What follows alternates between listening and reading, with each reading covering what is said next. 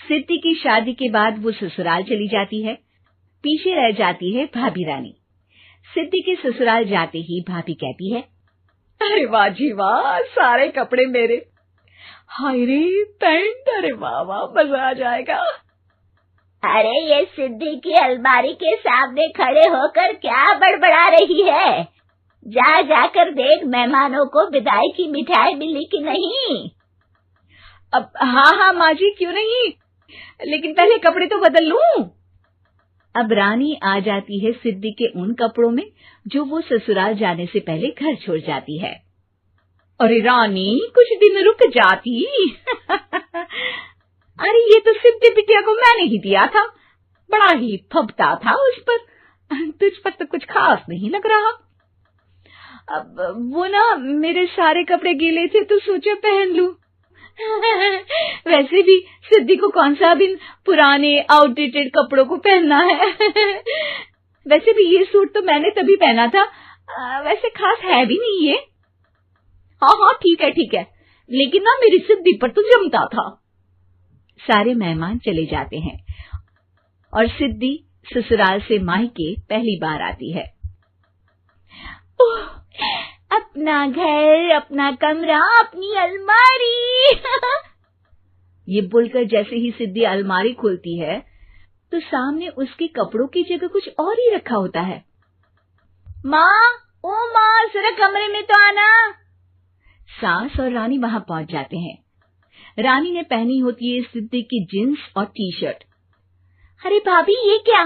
ये तो मेरी बड़ी ही महंगी टी शर्ट है, इसे आपने घर में क्यों पहनी है? अरे बहुत मिलती है दीदी ये चौक की मार्केट में, 150 में। ओ भाभी प्लीज, ये एरोपोस्टल है, 2000 की एक टी शर्ट। ओहो, 2000 में तो दीदी 4 साड़ी आ जाए। अब क्या बोलूं? भाभी, ये मेरी अलमारी में छोटू के कपड़े, तो मेरे कपड़े कहाँ हैं? मेरी अलमारी में? अब दीदी आपको कौन से पुराने कपड़े पहनने थे? माना भाभी, लेकिन मैं जब घर आती तो यही सब पहनती ना। अरे तुम तो बड़ी कंजूस हो दीदी। खैर, वक्त आता है जब सिद्धि ससुराल के लिए रवाना हो रही होती है।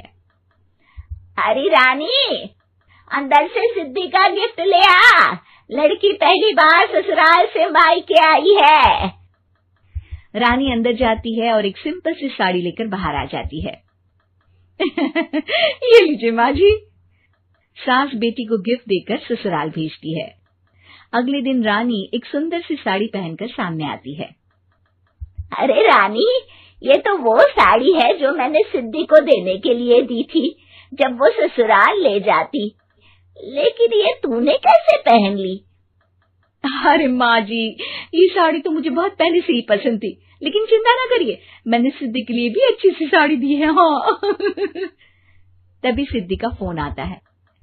क्या माँ, कुछ अच्छा तो दिया होता ससुराल ले जाने के लिए। अरे पहले दिखा दिया होता। ये चमकते हुए पैकेट में नौकरानी वाली साड़ी मत दिया करो माँ। अरे बेटे, वो तेरी भाभी ने ना गलती से उससे पैकेट बदल गया। हाँ, मैं कल ही तेरे भाई के हाथ से तेरा वाला पैकेट भेज दूंगी। अरे रहने दो माँ, आई एम श्योर भाभी ने अभी वही साड़ी पहनी होगी जो तुमने मेरे लिए रखी थी। तुम तो समझ नहीं पाई उनको।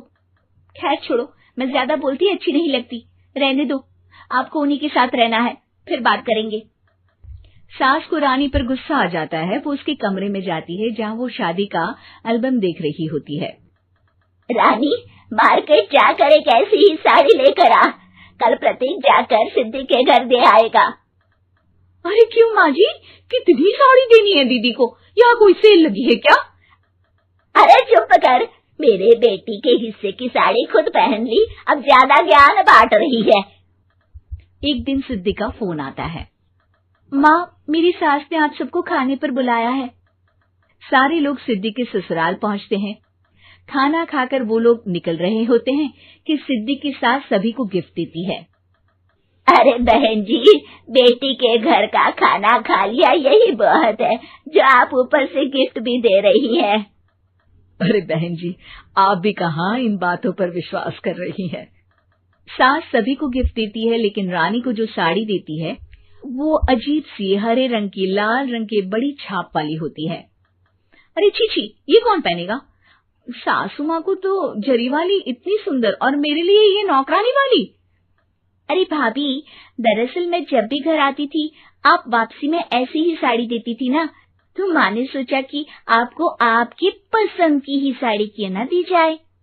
बेचारी रानी, बोलती भी तो क्या। सिद्धि और सास रानी का चेहरा देखकर हंसने लगती है, तो रानी समझ जाती है कि अपने ही बिछाए जाल में वो फंस चुकी है।